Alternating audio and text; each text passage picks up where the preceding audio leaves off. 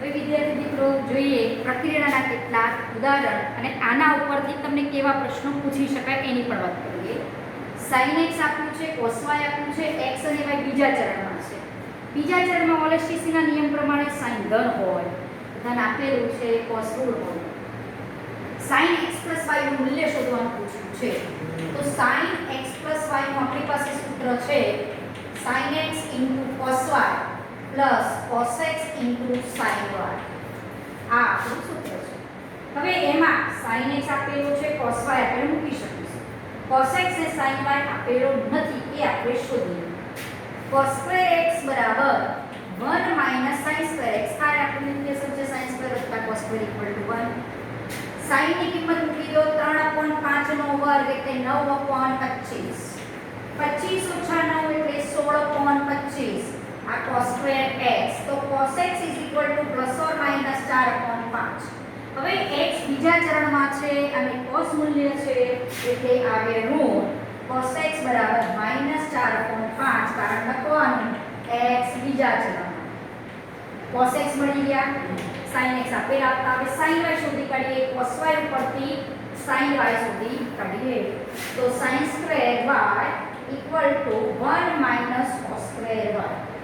cos square y આ એટલે કે -12.13 નો વર્ગ એટલે 144/169. 169 - 144 એટલે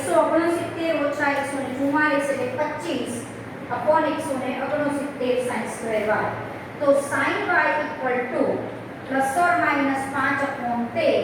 હવે y આપણો બીજા ચરણમાં છે તો sin ધન થાય, માટે sin y = +5/13. y બીજા ચરણમાં. બીજા ચરણમાં sin ધન હોય ઓલેસ્ટીસના નિયમ પ્રમાણે. હવે આ મૂલ્યો મળ્યા એ આપણે મૂકી દઈએ. cos x આપેલા છે, sin cos y આપેલા છે, sin x મૂક્યા, cos y મૂક્યા, cos x છે -4/5, sin y છે 5/13, -36/65, -b પ્લસ માઇનસ માઇનસ ને માઇનસ 65 -36 -20 નીચે લસા સરખો જ છે એટલે આવશે -56 -56/65. બરોબર. હવે ઉગતા હોય તો ઉડાડવાના, ના ઉગતા હોય તો આટલું રાખવું તો પણ ચાલે. આ આપણું મૂલ્ય. હવે આના ઉપરથી આપણને એવો પ્રશ્ન પૂછે કે x + y કયા ચરણમાં છે, આવું પણ પૂછી શકે. તો જેવી રીતે ધારો કે આ મારું મૂલ્ય આવ્યું sin x + y નું કેવું મૂલ્ય આવ્યું, ઋણ દેખાય છે કે આ મૂલ્ય આપણું ઋણ છે. હવે એ ઋણ મૂલ્ય છે એટલે એનો મતલબ થયો કે sin તો ધન છે પહેલા અને બીજા ચરણમાં, ઋણ છે તે ત્રીજા ચોથા ચરણમાં હોવું જોઈએ. પણ એક્ઝેક્ટ કયા ચરણમાં છે એ આપણે કાઢવું હોય તો આની મદદથી એક બીજું સૂત્ર પણ છે આપણું cos x + y. એનું મૂલ્ય શોધી કાઢો. આનું ખબર છે સૂત્ર cos x cos y - sin x sin y. આ બધી કિંમતો એમાં મૂકી દો અને cos x + y કેવો મળે છે, મૂલ્યમાં ધન મળે છે કે ઋણ મળે છે એ નક્કી કરવાનું. ધારો કે આ તો મુક્તિ નથી, ધારો કે કહું કે cos x + y ની કિંમત ધારો કે ધન મળી અને sin મારું ઋણ છે. sin x + y ઋણ છે અને cos x + y ધન છે તો નક્કી થઈ જાય કે x + y ચોથા ચરણમાં જ હોય. કેમ? કારણ કે ચોથા ચરણમાં cos ધન થાય અને sin ઋણ હોય. એટલે એક્ઝેક્ટ જો ચરણ નક્કી કરવું હોય તો તમારે sin x + y પણ શોધવું પડે અને cos x + y પણ શોધવું પડે અને એના ચિહ્ન ઉપરથી એનું ચરણ નક્કી થાય. એવી રીતે તમને અહીંયા x - y પણ પૂછી શકે. sin x - y cos x - y અને x - y નું ચરણ નક્કી કરો. અથવા આમ પણ પૂછે કે p x - y નું ચરણ નક્કી કરો. p x - y એટલે કે ત્રિકોણમિતિય બિંદુ આ કયા ચરણમાં છે નક્કી કરવું હોય તો એ રીતે તમારે sin x - y શોધવાના અને cos x - y સૂત્ર ઉપરથી શોધવાના. એના મૂલ્યો ધન મળે છે કે ઋણ મળે છે એ ઉપરથી તમે ઓલેસ્ટીસી ઉપરથી કયા ચરણમાં છે નક્કી કરી શકો. ધારો કે અમે શોધ્યો ઋણ મળ્યું અને આ ધારો કે શોધે કે cos x + y મને ધન મળ્યું તો sin ઋણ અને cos ધન હોય તો x + y જે px + y બિંદુ છે એ ચોથા ચરણમાં હોવું જોઈએ. એટલે આના ઉપરથી તમે બીએસઆઈની ચોપડીમાં બીજા આવા એક્ઝામ્પલ આ રીતે આપેલા હોય છે. અને ચરણ નક્કી કરવાનો તો દાખલો આમ પણ તમે આપણી બુકના સિલેબસમાં નથી પણ તમે આવી રીતે થોડું આગળ કામ કરો એટલે આઈડિયા આવે. હવે તમને થાય કે ટીચર કે ત્રીજા ચરણમાં છે તો હું આની ઉપરથી tan x + y શોધું. tan x + વાય એ સૂત્ર ખબર છે આપણે, એના પરથી tan x y શોધ્યું. જો tan x y ધન આવે તો એ પાછો પ્રશ્ન થયો કે ત્રીજા અથવા પહેલા ચરણમાં હોવો જોઈએ px y. તો એક્ઝેક્ટ કયા ચરણમાં છે નક્કી કરવું હોય તો બીજું કોઈ વિધેયનું મૂલ્ય શોધવું જ રહ્યું. બરોબર, sin x y શોધો કે cos x y શોધો. એટલે આપણે ચરણ નક્કી કરવાનું હોય ત્યારે આ વસ્તુનો આપણે ઉપયોગ અવશ્ય કરશું. બે મૂલ્ય શોધવાના, sin અને cos. એના મૂલ્ય ઉપરથી ધન ને ઋણ ઉપરથી નક્કી કરી દેવાનું કે કયા ચરણમાં બિંદુ છે. એટલે આ દાખલાનો ઉપયોગ આ રીતે કરી શકશો.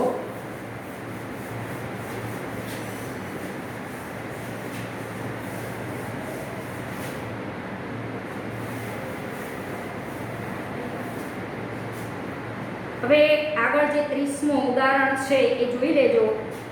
2cc નું સૂત્ર ખબર છે, 2ss નું ખબર છે, 2sc નું ખબર છે, 2cs નું સૂત્ર ખબર છે. હવે એની મદદથી એણે એક પ્રશ્ન પૂછ્યો છે cos 2x into cos x by 2 minus cos 3x into cos 9x by 2 equal to લાવવાનું કીધું છે sin 5x into sin 5x by 2. આના બરાબર આવું સાબિત કરવું છે. ઉદાહરણ 30. હવે આપણું સૂત્ર તો 2cc નું છે, 2sc 2ss -2ss એવા સૂત્રો છે. તો આમાં તો 2 આગળ છે ને, તો હું શું કરું, આ મારી ધારો કે ડાબી સાઈડ અને જમણી સાઈડમાં જે લાવવાનું છે મેં સામે રાખ્યું છે. 2 વડે ભાગો અને 2 વડે ગુણી દો એટલે 2cc સૂત્ર એપ્લાય કરી શકો.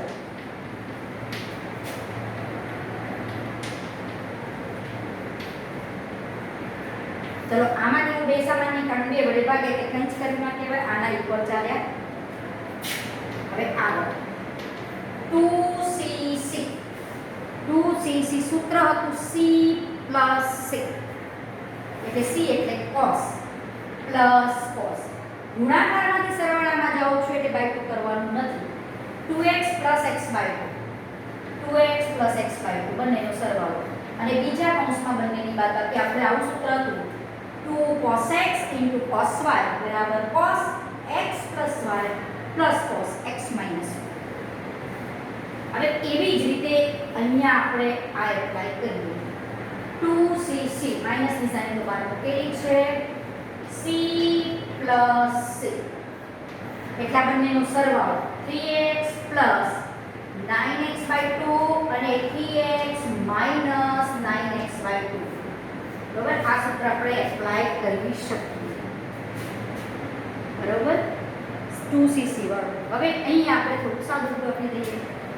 1/2 cos 2x x by 2 એટલે 5x by 2 plus cos 4x minus x એટલે 3x by 2. હવે અહીંયા થશે 3 દુ 6 9 6 15 માઈનસ નિશાની અંદર આવે અને અહીંયા થશે 3 દુ 6x minus 9x એટલે cos minus 3x by 2 અને plus minus એટલે minus, plus into minus એટલે minus. આપણે આ આપણો કૌંસ પૂરો. 1/2 cos 5x by 2 plus cos 3x by 2 minus cos 15x by 2. cos તો યુગ્મ વિધેય છે કે cos minus 3x by 2 લખો કે cos 3x by 2 લખો, બંને ઇક્વલ થાય. થઈ ગયું છે. આ plus minus cos 3x by 2 ઉડી ગયા. હવે અહીંયા આપણી પાસે વધ્યું cos 5x by 2 minus cos 15x by 2. c minus c નું સૂત્ર છે આપણી પાસે -2ss. હવે એને હું આમ લખું 1/2 -2ss. આ આપણું સૂત્ર છે. બાદબાકી સરવાળામાંથી ગુણાકારમાં જવું છે એટલે by 2 કરવા.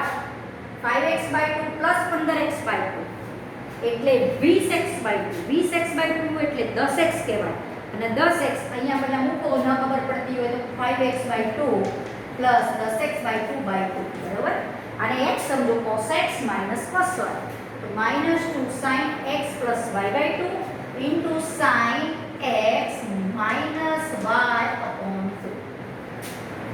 સાદું આપી દઈએ -2 10 અહીંયા 15 છે, 15 અહીંયા પણ 15 છે, 10 લખાઈ ગયા છે, 15 છે. એટલે જો 5x + 15 એટલે 20x. 20x / 4 આ તો નીચે ઉતરશે. 20x / 4 એટલે આવશે 5x into sin 5x / 2 -15x / 2 એટલે -10x / 2 / 2 એટલે શું થશે -10/4x એટલે -5/2x. બરાબર આવો. હવે આ 2 તો ઉડી ગયા, ગુણાકારમાં છે -sin 5x into sin -5x/2. sin તો અયુગ્મ વિધેય છે, sin માંથી માઈનસ નિશાની બહાર આવે એટલે માઈનસ માઈનસ પ્લસ. એટલે આપણે જે સાબિત કરવાનું હતું જમણી સાઈડમાંથી આવી ગયું. બરાબર આ રીતે આપણે આ સાબિત કરી શકીએ. પછી એક ઉદાહરણ તમને 31 માં આપ્યું છે કે tan π/8 ની કિંમત શોધો. હવે આ રીતે યાદ રાખો, π એટલે 180, π/2 એટલે 90, 90 ના અડધા π/4 એટલે 45, π/4 ના અડધા π/8, 45 ના અડધા 22.5. હજુ પણ તમે શોધી શકો મૂલ્ય π/16 11.5, કારણ કે 22.5 ના અડધા 11.5 હતા. એવા મૂલ્યો પણ તમે આ સૂત્રોની મદદથી બધા જ શોધી શકો. મૂલ્ય sin 11.5 શોધવા હોય તો શોધી શકો, cos 11.5 શોધી શકો, tan 11.5 શોધી શકો, tan 22.5 શોધી શકો, sin 22.5 શોધી શકો. એની આપણે રીત જોઈએ કે આવા બધા જ મૂલ્યો તમે એક સૂત્રનો ઉપયોગ કરીને મેળવી શકો છો. પણ કયા સૂત્રમાં તમે જોયું કે 45 ના અડધા, તો 45 ડબલ કહેવાય 22.5 ના, એટલે ડબલ ને અડધાવાળા સૂત્રનો ઉપયોગ કરવાનો રહેશે.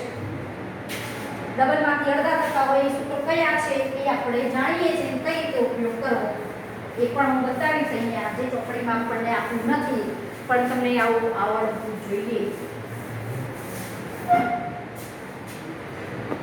હવે ચોપડીમાં તો તમને ખાલી એક જ આપ્યું છે કે tan π/8 ની કિંમત શોધો.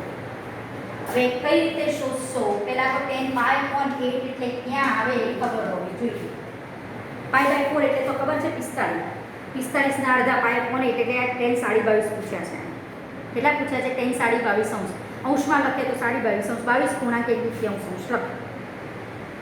tan આપેલા છે π/8 આપણે શોધવાના પૂછ્યા છે, પણ tan 45 આપણને ખબર છે 1 થાય, એનો હું ઉપયોગ કરી શકું tan 22.5 શોધવા માટે. હવે tan 2x નું એક સૂત્ર હતું, આપણે આગળ જોયેલું છે. tan 2x એટલે એ સૂત્ર હતું 2 tan x upon 1 minus tan square x. જો ડબલ ને અડધા વાળું 2x અને x, 2x ના અડધા x. હવે અહીંયા જો હું x તરીકે π/8 લઉં તો એના 2x કેટલા થાય? ડબલ π/4 થાય. x બરાબર ધારો કે વિચારો મગજમાં કે π/8 છે, તો 2x કેટલા થાય? π/4 થાય. tan π/4 મૂકી દઉં, અહીંયા π/8 મૂકી દઉં. tan 2x એટલે π/4, x એટલે π/8, 1 minus tan square π/8. tan π/4 એટલે આપણે 1 મૂકી દઈએ, 1 into આ કિંમત આખો કૌંસ અહીંયા ગુણાશે. આને વિચારો કે 1 છે એટલે ફરીથી એક ખૂટતી નથી. 1 minus tan square π/8 બરાબર 2 tan π/8. આ પદ અહીંયા લઈ જાઓ એટલે પ્લસ થશે tan square π/8 પ્લસ 2 tan π/8. આ પ્લસ 1 સામે જશે, -1 બરાબર છે. હવે tan માં દ્વિઘાત સમીકરણો તમે 10મા ધોરણમાં આવા દ્વિઘાત સમીકરણો ઉકેલતા શીખ્યા છો. ax² + bx + c = 0. જો આના અવયવ ન પડતા હોય અને x ની કિંમત શોધવી હોય તો તમે આવું યુઝ કરતા હતા. x = -b ±√δ/2a. આના ઉપરથી x આ રીતે શોધતા હતા. તો x ની જગ્યાએ વિચારો કે x છે, આમાં ધારો કે આ x છે, આ x છે, તો આનો સહગુણક 1 છે એટલે a1 થયો, b2 થયો અને c -1 થયો આ સમીકરણમાં. તો જેવી રીતે અહીંયા x મળતો તો એમ અહીંયા x ની જગ્યાએ મારું tan π/8 છે, tan π/8 છે, તો tan π/8 મળે. tan π/8 બરાબર -b એટલે a બરાબર અહીંયા 1 છે, b બરાબર 2 અને c બરાબર -1. શું આવે? -b એટલે -2 ±√δ. ડેલ્ટા પણ ખબર છે કે b² - 4ac. અને એના માટે પણ તમને ખબર છે કે ડેલ્ટા > 0 થાય તો આ સમીકરણના બે ભિન્ન વાસ્તવિક બીજ મળે. ડેલ્ટા = 0 થાય તો બે સમાન વાસ્તવિક બીજ મળે. અને ડેલ્ટા ઋણ હોય તો એ વખતે કહેતા હતા કે આપેલ સમીકરણના વાસ્તવિક બીજ નથી મળતા હતા, પણ આપણે પાછળના ચેપ્ટરમાં જોઈશું કે ડેલ્ટા જો ઋણ હોય ને કોઈ દ્વિઘાત સમીકરણનો તો એના સંકર બીજ પણ મળે છે અને એ પાછા અનુબદ્ધ સંકર બીજ મળશે. એ આગળ પાછળ વાત કરશું ચેપ્ટરમાં, પણ આટલું જે તમે જાણો છો એનો ઉપયોગ કરીએ છીએ. બી સ્ક્વેર એટલે 4 નો 2 નો વર્ગ 4 -4ac અપોન 2 * a. બરોબર, આ જ સમીકરણનો મેં અહીંયા ઉપયોગ કર્યો છે. x ની જગ્યાએ વિચારવાનું તમારે 10π/8 10π/8 equal to -2 plus or minus. હવે આ માઇનસ અહીંયા મળે એટલે પ્લસ થાય એટલે 4 + 4 એટલે રૂટમાં 8 અપોન 2. તો આને 8 ને લખાય 2 √2 4 નું 8 4 નું વર્ગમૂળ 2 અને √2 એટલે ઉપરથી 2 કોમન કાઢો એટલે -1 + √2 બાય 2 મળે ને આ 2 ઉડી ગયા એટલે 10π/8 ની આવે આપણને બે કિંમતો મળે -1 + √2 અને -1 - √2. હવે આમાંથી કિંમત કઈ લેવી?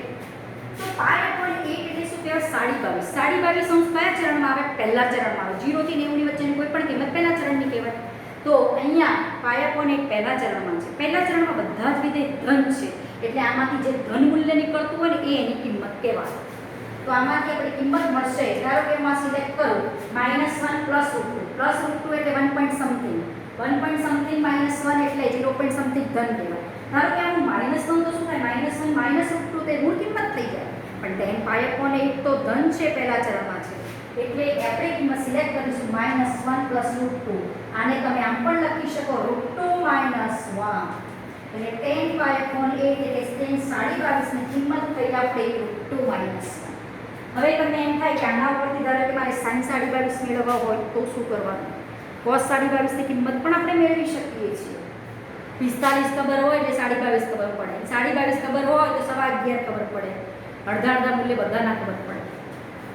હવે આપણે જોઈએ 10π/8 જો તો જોઈએ sin π/8 કઈ રીતે મેળવવાનું.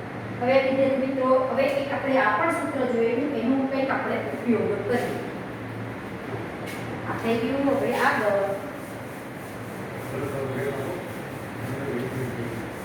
હવે અહીંયા ધારો કે મારે sin 22.5 મેળવવા છે. આની જગ્યાએ એમ કે sin π/8 મેળવો. sin π/8 10π/8 તો હવે આપણે આગળ સૂત્ર જોઈએ. હંમેશા આ સૂત્રનો જ ઉપયોગ કરવાનો. sin માં હોય કે cos માં હોય, cos ના અડધા હોય sin ના અડધા હોય તો આ સૂત્રનો ઉપયોગ કરવાનો. cos 2x આવા બે સૂત્રો હતા. 2 cos2x - 1 અને એક બીજું સૂત્ર હતું 1 - 2 sin2x. આ પણ સૂત્ર હતું મારી પાસે. બરોબર, હવે 2 sin2x કરતા કરું તો 1 - cos2x બને.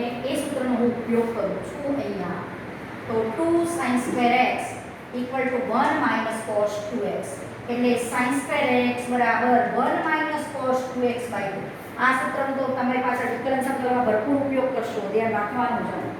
અને 1 + cos2x એટલે 2 cos2x.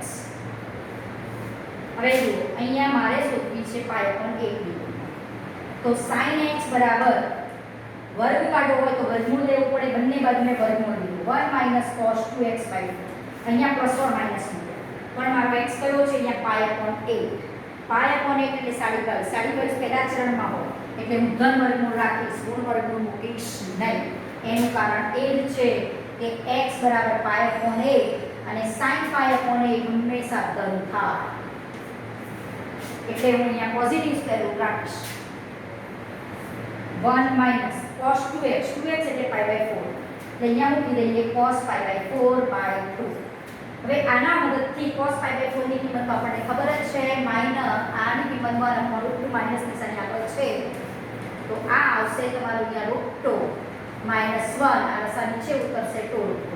આ તમારો sin π/8 ની વેલ્યુ આવશે અહીંયા x ની જગ્યાએ π/8 ના ડબલ π/4 થાય. આ આવશે sin π/8 ની વેલ્યુ. તો રૂટમાં √2 - 1/2 આ આપણી વેલ્યુ થશે sin π/8.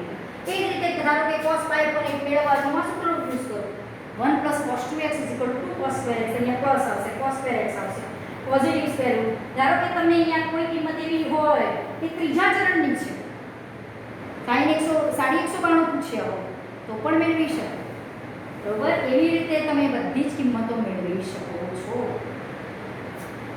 કયા ચરણમાં છે એના ઉપર ડિપેન્ડ રાખશે અને એની નિશાની અહીંયા પ્લસ માઇનસ એના ઉપરથી મુકાશે. જેવી રીતે sin પાય પણ 1 શોધ્યા, તમે cos પાય પણ 1 શોધજો તો અહીંયા તમે ખાલી પ્લસ જ આવશે, એટલો જ ફેર આવશે. કારણ કે અહીંયા પ્લસ આવે, અહીંયા પ્લસ આવે, અહીંયા પ્લસ આવે, તો ખાલી અહીંયા પ્લસ આવશે વચ્ચે, બીજી કોઈ જ ચેન્જ આવશે નહીં. અને આપણે એનો ભાગાકાર કરો ને sin પાય પણ 1 ભાગ્યા cos પાય પણ 1, એટલે જે tan પાય પણ 1 ની કિંમત છે √2 - 1 એ આવી જાય. એ પણ તમે જોઈ લેવું, કારણ કે અંદર કરણી કરી દેવાની વર્ગમૂળની અંદર, એ કિંમત પણ મેળવી શકશો. પછી તમને થાય કે મારે sin 11.5 મેળવવા છે, તો એ મેળવી શકાય. ધારો કે sin 22.5 મેળવ્યા, sin 11.5 એટલે પાય પણ 16, પાય પણ 16 એટલે 11.5 ને કોઈ કામ પણ લખા, પાય પણ 16 અથવા આને કહેવાય 11.1/4 એટલે 11.5 કહેવાય.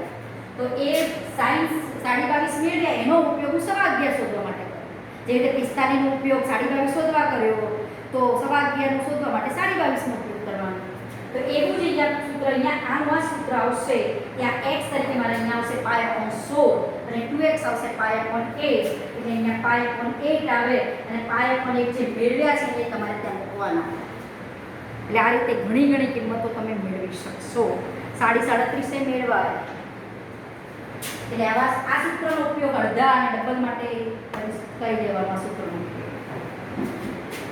ડબલની કિંમત ખબર હોય ને, 22.5 ના ડબલ કેટલા થાય? 45. તો આ મારે 45 મૂકી શકો. ગમે તે ખબર હોય ને, જેની કિંમત અમુક જાણો છો ને એની મદદથી અજાણી કિંમતો શોધી શકો છો, કે જેના ભાગ આવી રીતે પડી શકતા હોય એવી કિંમતો શોધી શકો છો.